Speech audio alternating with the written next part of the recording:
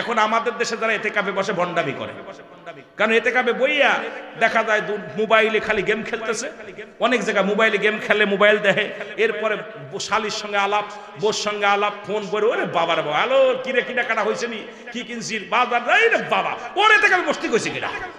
এতেকাফে শব্দের তাবদ্ধ হ, মরে যা, যেমন মরা ব্যক্তির যেমন কোনো ক্ষমতা নাই কথা বলা, ঠিক এতেকাফে অবস্থায় এই অবস্থায় থাকতে হবে। একমাত্র গোসল যদি ফরজ হয় এটা করবে, আর যেটা শরীরের সমস্যা থাকলে এই 10 দিনে 1 দিন 2 দিন গোসল করবেন। কিন্তু এত গোসল আপনার জন্য ফরজ হয় না, হয়তো স্বপ্নে দৃষ্ট হতে পারে, সামরিক সমস্যা হতে পারে, এর জন্য ভিন্ন ব্যাপার। কিন্তু এতেকাফে বসে আপনি ওই যে আমাদের দেশে যারা বর্তমানে এতেকাফ করতেছে, আমি আমার দৃষ্টিতে মনে হয় শুধু শুধু নিহাত সাত জায়গার গল্প করা।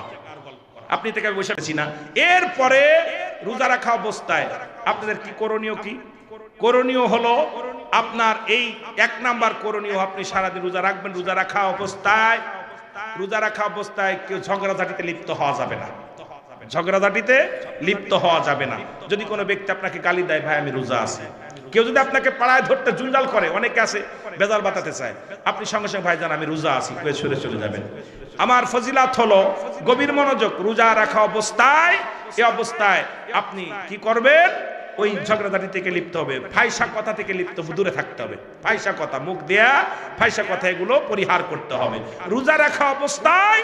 আমার মুসলমান বাবারা আমার, যে ফজিলাত হলো, এই ফজিলাতপূর্ণ বিষয় হলো রোজা রাখবেন আপনি। রোজা রাখা পর দান ধ্যান বেশি করবেন। কি করবেন? দান ধ্যান বেশি করবেন। রাসূল পাক সাল্লাল্লাহু আলাইহি সাল্লাম দান ধ্যান বেশি করতেন। এরপরে কি রে ভাই, আপনাদের আমি গড়ি দেখার সময় আছে, আপনারা দেখলে আপনারা লস করবেন। যা হয় হোক, যেদিকে যাই যাক, কথা বলা শুরু করতে দেখা যাক কোন বুদ্ধ যাওয়া যায়। আমার বাবারা আমার, যেটা বলতেছিলাম, যেটা এই রোজা রাখা অবস্থায় এরপরে আপনি সাদকাতুল ফিতরা এটা আদায় করবেন। রাসূল পাক সাল্লাল্লাহু আলাইহি সাল্লাম শেষের 10 দিন খুব গুরুত্ব, এইটা হলো, আমি এদিকে আরো আছে, আমি যাইতেছি পরে। শেষের 10টা দিন হচ্ছে সবচেয়ে গুরুত্ব। রোজাকে 3টে ভাগ করছে, রহমত, মাগফিরাত, নাজাত। কয়টা ভাগ? জোরে বলেন কয়টা ভাগ? রহমত, মাগফিরাত, নাজাত। শেষের 10 দিন রাসূল পাক সাল্লাল্লাহু আলাইহি সাল্লাম এই যে এতেকাফ শব্দের অর্থ হলো আবদ্ধ থাকা। এতেকাফে থাকা অবস্থায় যদি কোনো ব্যক্তি মহল্লার কেউ মারা গেছে, জানাজায় শরীক হলে তার এতেকাফ ছুটে যাবে। এখন আমাদের দেশে যারা এতেকাফে বসে ভণ্ডামি করে, কারণ এতেকাফে বইয়া দেখা যায় মোবাইলে খালি গেম খেলতেছে, অনেক জায়গায় মোবাইলে গেম খেলে, মোবাইল দেখে, এরপরে শালির সঙ্গে আলাপ, বোর সঙ্গে আলাপ, ফোন করে ওরে বাবার বাবা হ্যালো কিরে কিনা কাটা হয়েছে নি কি কিনছি বাজার রে বাবা ওর এতেকাফে বসতে কইছে কিনা। এতেকাফে শব্দের তাবদ্ধ হ, মরে যা, যেমন মরা ব্যক্তির যেমন কোনো ক্ষমতা নাই কথা বলা, ঠিক এতেকাফে অবস্থায় এই অবস্থায় থাকতে হবে। একমাত্র গোসল যদি ফরজ হয় এটা করবে, আর যেটা শরীরের সমস্যা থাকলে এই 10 দিনে 1 দিন 2 দিন গোসল করবেন। কিন্তু এত গোসল আপনার জন্য ফরজ হয় না, হয়তো স্বপ্নে দৃষ্ট হতে পারে, সামরিক সমস্যা হতে পারে, এর জন্য ভিন্ন ব্যাপার। কিন্তু এতেকাফে বসে আপনি ওই যে আমাদের দেশে যারা বর্তমানে এতেকাফ করতেছে, আমি আমার দৃষ্টিতে মনে হয় শুধু শুধু নিহাত সাত জায়গার গল্প করা।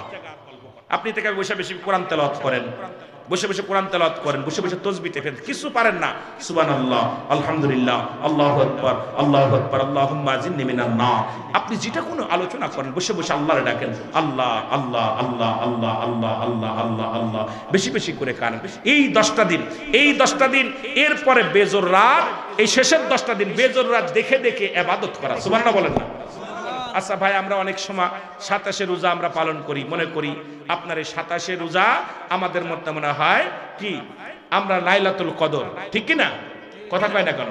এই আচ্ছা ভাই, 27 রাত যদি না হয়, আপনি 21 থেকে শুরু করলেন, 21 পড়লেন, 4 রাকাত সুন্নাত বেশি করে নফল নামাজ পড়লেন, রাতে কোরআন তেলাওয়াত করলেন, 23 পড়বেন, 25 পড়বেন, এরপরে 27 পড়বেন, এরপর 29 পড়বেন। কারণ আপনি যে কোনো বেরোজোর রাতগুলো পাবেন, বেশি রাসূল পাক সাল্লাল্লাহু আলাইহি সাল্লাম যেটা করতেন, আমরাও সেটা করব। বেজোর রাতগুলো দেখে দেখে আমরা বেশি বেশি ইবাদত করব, আল্লাহর দরবারে কান্নাকাটি করব। জোরে বলেন না মারহাবা? আর একটু জোরে বলেন মারহাবা। এবং আমরা এই রাসূল পাক সাল্লাল্লাহু আলাইহি সাল্লাম বলছে, এই 10 দিন নবীজি বেশি কান্নাকাটি করতেন, সাহাবীরা বেশি কান্নাকাটি করতেন। আমরা এই 10 দিন ঈদের আনন্দ লেগে যায়, কিনা কাটার জন্য না বাবা। খবরদার খবরদার রোজাদার, এই 10টা দিন খুব সাবধান। রহমতের ফেরেশতা প্রতিটা বান্দার দাঁড়ে দাঁড়ে, একদম আমরা যেরকম ভিক্ষা চেয়ে বেড়ায় দাঁড়ে দাঁড়ে সাহায্যের জন্য, ওই রহমতের ফেরেশতা আপনার কাছে আসে, মাপ চাও, গুনাহ মাপ চাও, গুনাহ মাপ চাও। এই 10টা দিন আপনি কি করবেন? কোনো কেনাকাটা নয়, এই 10টা দিন বেশি বেশি বন্দেগি করবেন, বেশি বেশি আল্লাহ ডাকবেন। কিন্তু দেখা যায় আমাদের প্রথম 10 দিন লোক একটু বেশি, তারপরে একটু কম, তারপরে শেষ 10 দিন আপনার বাজার ঘাট, সেমাই কিনতে, কাপড় কিনতে, জুতা কিনতে, এই 10 দিন আর মুসল্লি পাওয়া যায় না। জোরে বলেন ঠিক কিনা? এই ভুলটা করা যাবে না, এই ভুলটা করা যাবে না। এরপরে জাকাত, যেটা জাকাতটা দিয়ে দিবেন আপনারা রমজান মাসে, জাকাত পরিশোধ করবেন। সাদকাতুল ফিতরা তো আছেই, জাকাত পরিশোধ করবেন। এরপরে দান দিয়ান বেশি বেশি করবেন, যেটুকু পারেন, যেটুকু পারেন দান দিয়ান করবেন। এই দান দিয়ানের হাতটা বাড়াবেন। 1 টাকা যদি কোনো ব্যক্তি দান করে 70 টাকার ফয়সালা, 70 গুণ বাড়িয়ে দেওয়া হয়। আপনি 1 রাকাত নামাজ পড়লে 70 গুণ। আপনি যেটা করবেন, যেটা এই মাসে যেটা দান করবেন, এই মাসে যে ফজিলাত, আপনি কিছু পারেন না, একটা খেজুর দান করলেন একজনের, 10 টাকা সাহায্য করলেন, একটু চাউল সাহায্য করলেন, এই মাসে 1 কেজি দিলে ওই মাসে 70, ওই মাসে, এই মাসে 70 কেজি দিলেন, আর ওই মাসে 1 কেজি দিলে এই পরিমাণ সব আপনার আমল নামে লেখা হবে। সুবহানাল্লাহ বলেন না?